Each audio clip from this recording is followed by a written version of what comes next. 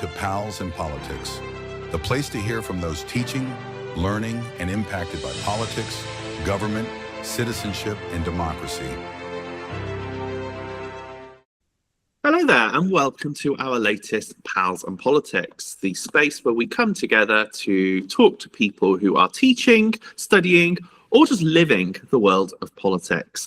And as always, this is the platform where we can hear from people with brilliant insights who have kindly given up their time to give us an unedited, raw sense of just how politics is impacting the world that they live in.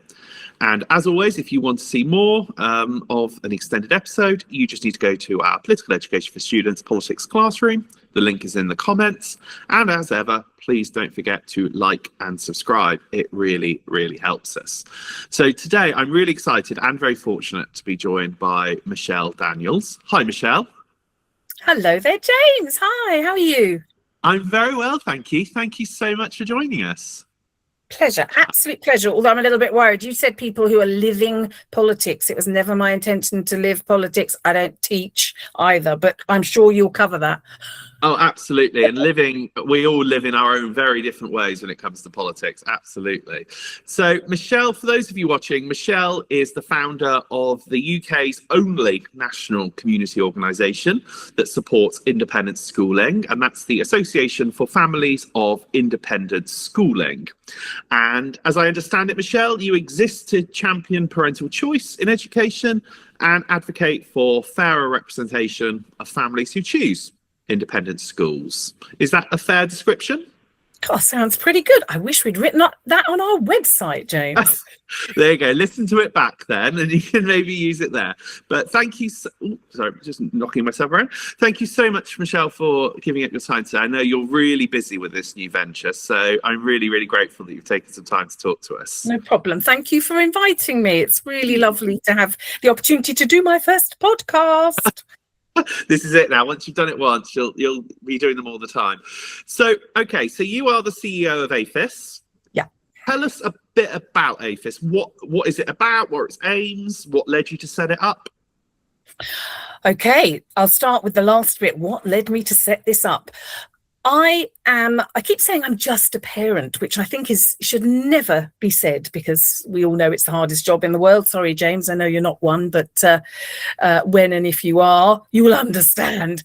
So I am a parent who has two teenage children, but I had no background whatsoever in independent schooling, didn't go to an independent school. I'm going to use the word independent schooling because the sector is trying very much, and so am I, to get away from the perception of private schooling and some of the connotations that brings with it. But I might slip back into private schooling sometimes. So I have no background in independent schooling myself. I didn't go to an independent school. I had no friends who went to an independent school. I'm one of those, hopefully, positive examples of social mobility. I don't like to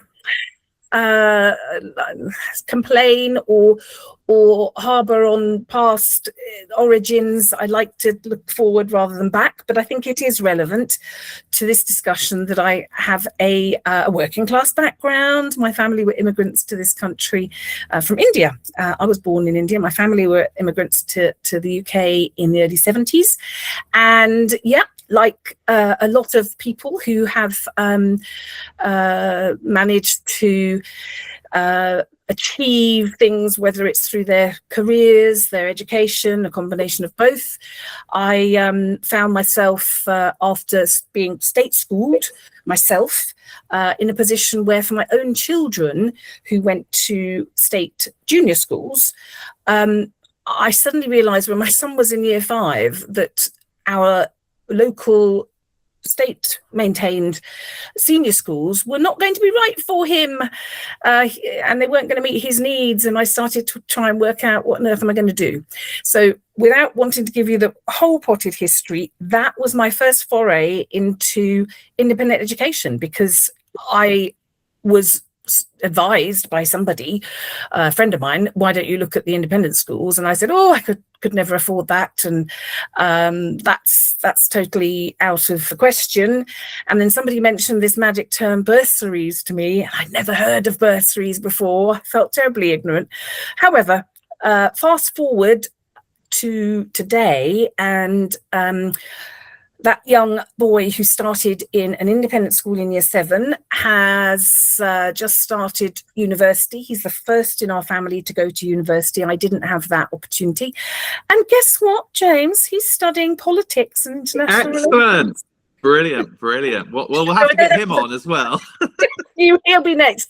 That was a long answer, and I haven't answered all of your questions, but that was a bit of the background as to how I got to this point. The thing that the real impetus, if you like, and the catalyst that drove the very formation of APHIS was about 2 years ago, when the whole debate about VAT and independent schools started to become more highlighted in the media, and obviously with the then pending Labour government.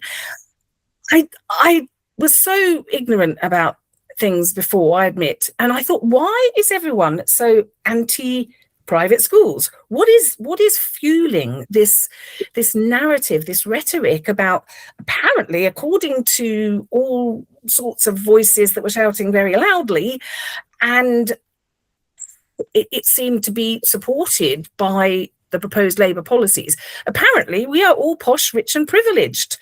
And I was looking around me at the families that I'd got to know in my children's schools and other schools who they played sport with, and friends I came to have. And I thought, this is not a true reflection of what independent schooling is about. Why is this happening?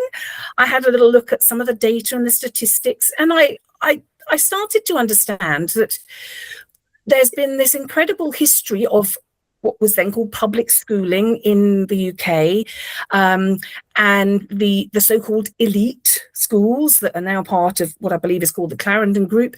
And whatever one thinks of Eton and Harrow and Winchester and everything else, what seems to have happened is that all of the approximately 2,500 independent schools in the UK have been tainted with this brush, and the stereotypes, misinformation just perpetuate to mean that everybody assumes if you went to an independent school, if you're the parent of an independent schooling child, that you have some incredible wealth and advantages, that you are buying privilege. And I just thought, this doesn't sound right to me.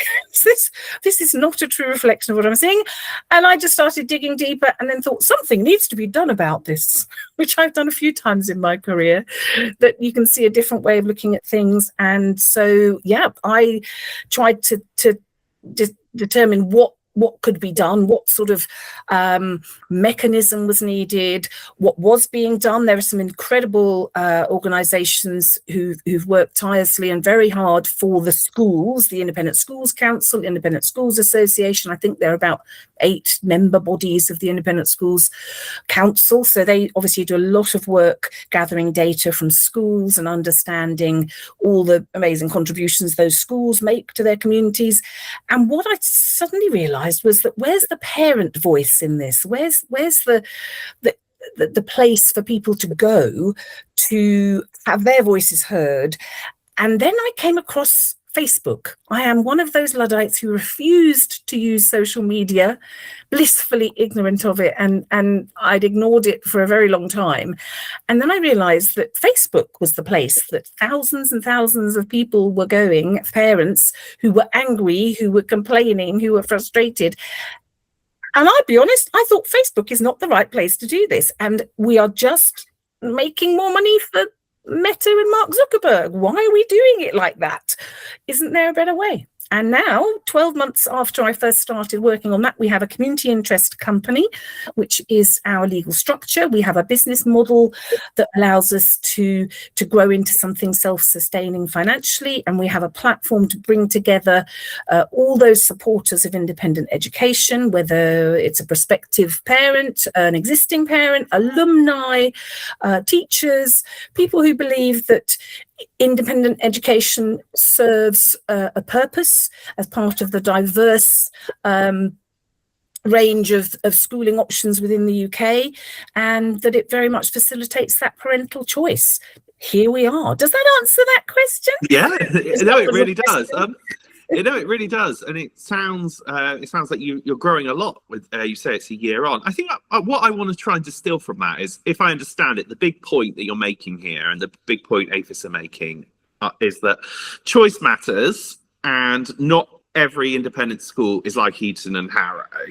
So, would that be fair? Absolutely, and wonderful as Eton and Harrow are. They do incredible work that a lot of people probably don't even realise in terms of advancing social mobility and in their local communities. And, you know, I don't think anybody should denigrate that or forget that. It's just that, yes, you're quite right. It's fair that we're not all Eton and Harrow in terms of financial resources and in terms of socioeconomic profiles. Most schools don't have generous, you know, endowment revenues and things like that, so it's not a homogenous group of either schools or families. And that's really what I was going to sort of pick up on. So from your experience, from talking to your thousands of families that you have as part of APHIS, what is the reality then of private schools? Because to a lot of people, private school is private school. That's the sort of image. And yes, it probably is largely influenced by places like Eton and Harrow, not bashing them. But what would you say then to those people who think private school is private school? I'd say that would be like me saying, well, state school is state school. That would be like me saying that state schools are characterized by what some homogenous group of people that you can classify into a particular demographic group. We have to dig a bit deeper, because if we don't, then not just public narrative, but obviously policy decisions are made based on not very strong foundations and on narratives that can be misleading. So I would say to people who say private school is private school, firstly, I'd say come and have a look around some of these private schools. Come and look at some of the small faith schools.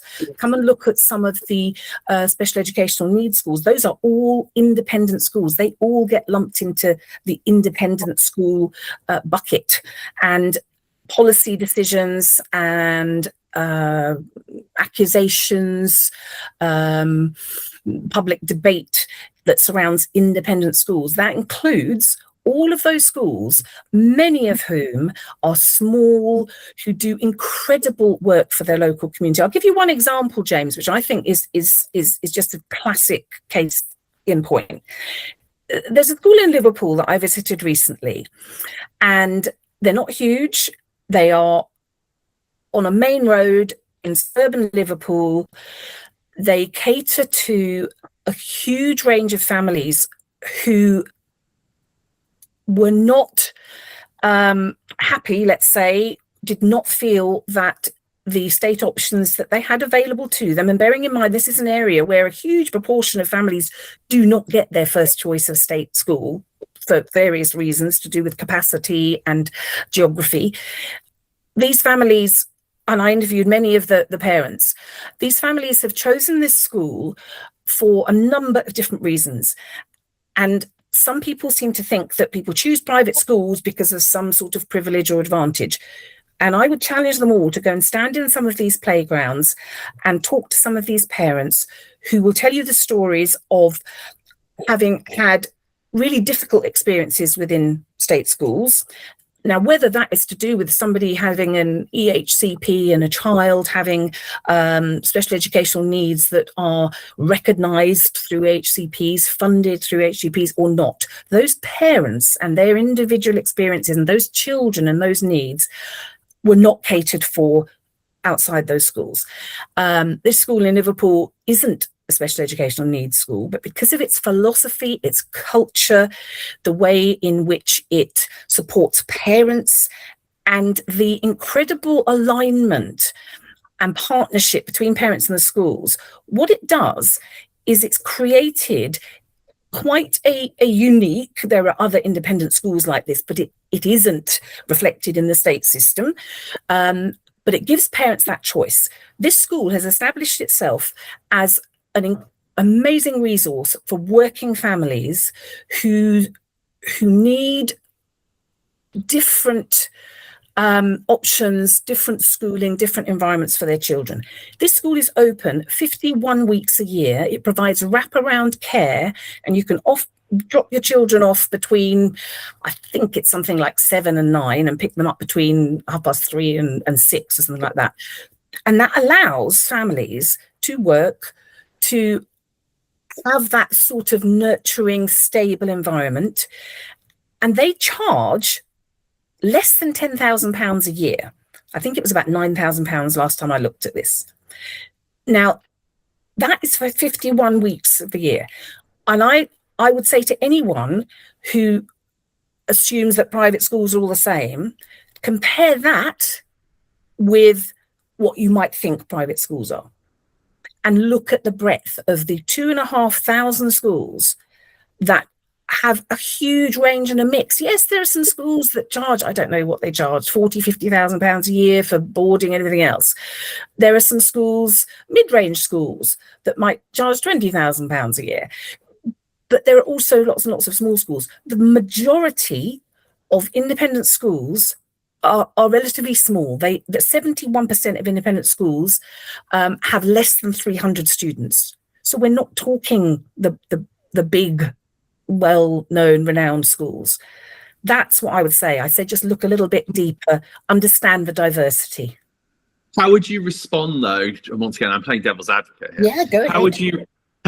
How would you respond to people that say, regardless of the school size, regardless of the type, regardless of how much it charges, all of them still at their heart do embed an advantage in life? They have smaller classes, they generally get teacher retention and recruitment is, studies suggest, easier. The results are generally higher. You've got a much more buy-in, obviously, from the parents who are paying for it. Yep.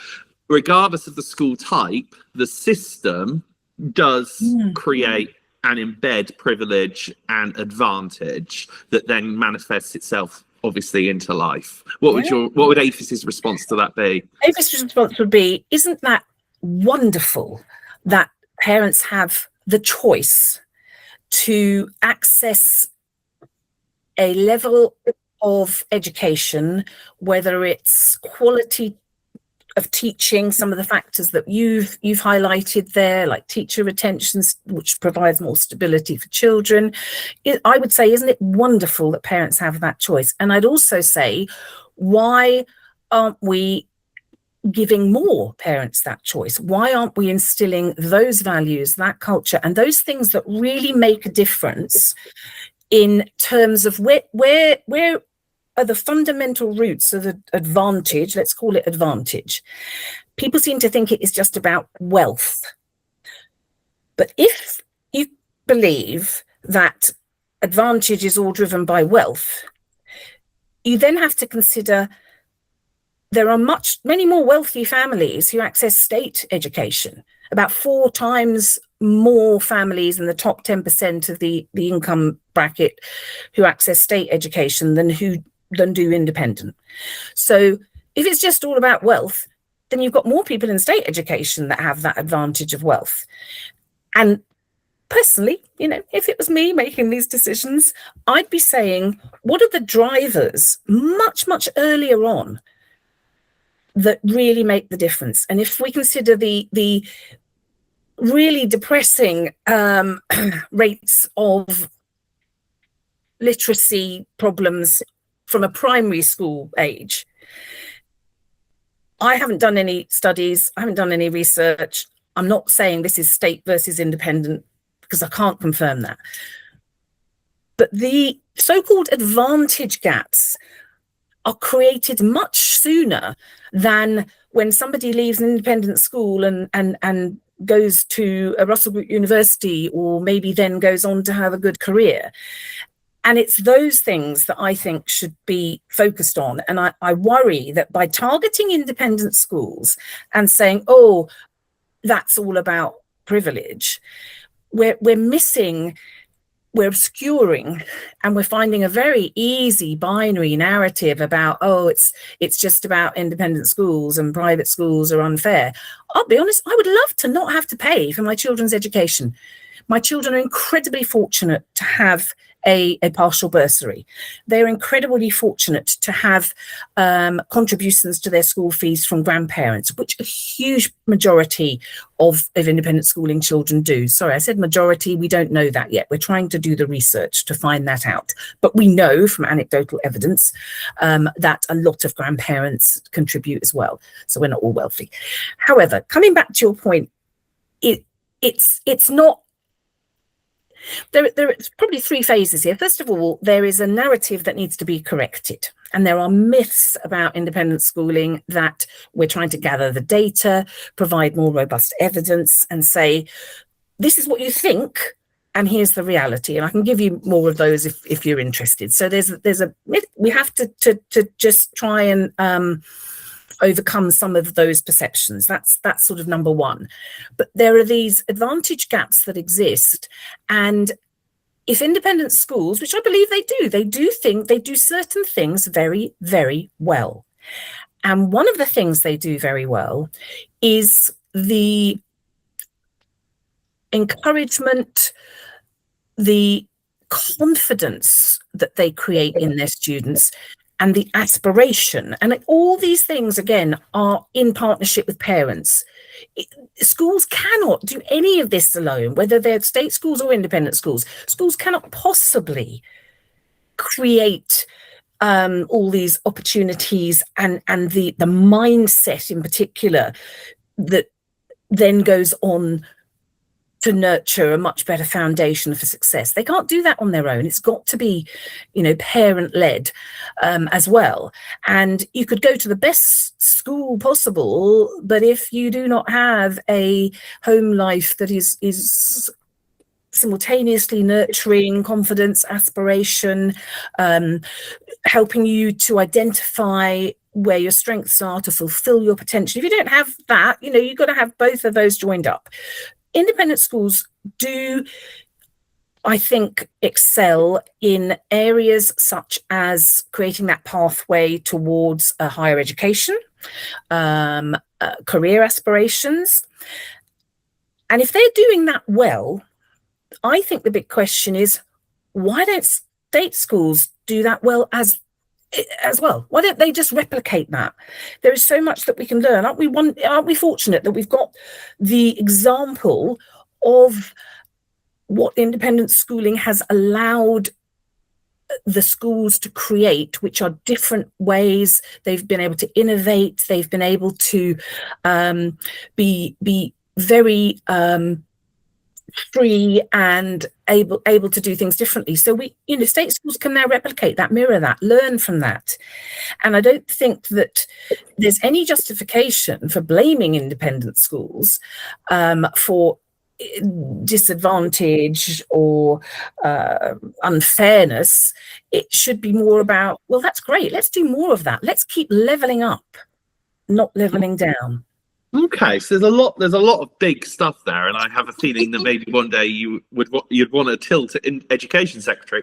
I suppose really then, based on all of that, what is the ultimate end goal for APHIS? How do you know when APHIS has achieved its ultimate aim based on what you've just said? Apart from the fact that I'll be on a beach in the Caribbean somewhere, I honestly believe, and some people might think I'm mad, I think that the ultimate measure of success is when APHIS is no longer needed. It's when the 93% club, who focus on the 93% of state-schooled students at university and early stages of career, it's when we're no longer needed, because wouldn't it be a much better, more harmonious, kinder society if we didn't have the division, the polarization, if we had a system that facilitated and allowed for all children to achieve their potential, for all children to do well. I don't believe in equality of outcome. The world is not like that. And I am a realist as well as being a weird sort of idealist. I do believe in equality of opportunity. And I want more children to have that opportunity. So if we create a system that does that, then APHIS isn't going to be needed because we won't have that. I'm not saying we should have independent schools or that all schools should become independent or all schools should become state. I don't understand enough about the history of independent schooling and about the economics involved. But I am saying that it would be better if we didn't need to exist. That's when I will be on my boots in the Caribbean. So you won't be in my lifetime, James. It'll be too late. Well, you never know. I mean, but that also very much sounds like Bridget Phillipson a little bit when she talks about VAT being put onto independent schools to help fund state education, to enable all the state schools, and those 6,000 extra teachers, and that's the whole rationale for VAT on independent schools. So is Bridget Phillipson right? I do believe there needs to be more investment in state schooling, but if we look at key drivers of advantage, if what Bridget is trying to suggest is that by taxing independent schools and their families, is that really going to solve the problems? First of all, nobody has seen these 6,500 teachers, and who knows. We have just drafted another communication to the Department for Education asking for some transparency and data about where these teachers are. Or what I do like, sorry to interject you, I read one report that said there are 24,000 state schools in the UK, so that would be a quarter of a teacher for every school. There we go. I didn't know how that would work. So if you look at the key drivers of advantage, economic capital, and that is family background and family wealth, okay? At the moment, that's the sort of base level. You've got the cultural capital on top of that. You've got social capital. And then almost at the end, you've got this educational capital. And of course, that's where schools can really come in. But you're not addressing what you're actually doing. You're pushing more families out of the independent sector, and we are already seeing, and we're hearing from our members who are struggling to find state school places, regardless of what the Department of Education have told me, that apparently there is plenty of capacity and there are no problems. We are hearing directly from families saying they've planned their child's educational journey. They expected to send their child to this state sixth form, for example, and guess what? It's oversubscribed. There are no places. The exodus of children from independent schools is creating pressure on the state system. I'd love to see the Department of Education's data analysis that suggests that isn't the case, because we're hearing differently. So we've got evidence there. I don't believe that the investment that is needed, of course, but it isn't just about investment. It is also about that shift in what really makes the difference. Now, our analysis, and we will be producing a white paper that we're working on that, will be published in June. Our analysis shows that the key difference is, it's not to do with wealth, because there are 4 times more wealthy families in state schools. It's to do with the things that independent schools do really well, which you could argue the small class sizes, yeah, that certainly is there's an economic driver behind that. But the cultural capital and the social capital that they create, they create often very good alumni networks. And here we're talking about senior schools. Obviously, all these schools from the very start, from nursery and primary school level, all these schools start to create a mindset within their children from a young age. And then at the senior school level, independent schools do a really good job of creating the aspiration that means a greater proportion of their students and their pupils are likely to want to go on to higher education, are more confident to apply for maybe Oxbridge. Now, that's not the fault of those schools. Those schools are actually doing a really good job, and they shouldn't be penalised for that. They do a good job. The contrasts, those are where the contrasts are. At that level, if you just look at senior schools, independent schools have been shown to do really well in those areas, again, in partnership with their families. If a child has that same ambition, aspiration, levels of confidence instilled in them at that stage in their life that's been building slowly, and then at the point where they're making that transition to higher education or even careers or degree apprenticeships or whatever they're doing, if they've been given that foundation of confidence, aspiration, tools and skills that allows them to broaden their horizons, to consider these things, that's where the difference lies. Does that really require, is the way to make that happen by taxing independent schools, reducing access to that excellence, and putting more teachers into state schools? If Bridget Phillips or anyone else can show me the plan that says this is where we're putting this funding in, not just a number of teachers might mean that all you do is more of the same. If you look at the way that state schools are evaluated in terms of grades and Ofsted inspections and everything else, the differences there mean that they are driven to focus on grades because that's how they're evaluated. In independent schools, it is more about things like university pathways, and if their end goal is, let's make sure these people get the good grades, wonderful that they get the good grades, but if they have got that missing piece of that jigsaw, and all you're doing is creating more teachers so that more children cannot have the foundations of confidence and aspiration, that doesn't sound like a good idea to me. Wow. And I think that there, Michelle, is a great moment for us to take a short break. If you are liking what you hear and want to hear more from Michelle about the work APHIS is doing or her perspectives on the politics of independent education, just go to the Politics Classroom. The link is in the comments. And we look forward to seeing some of you there.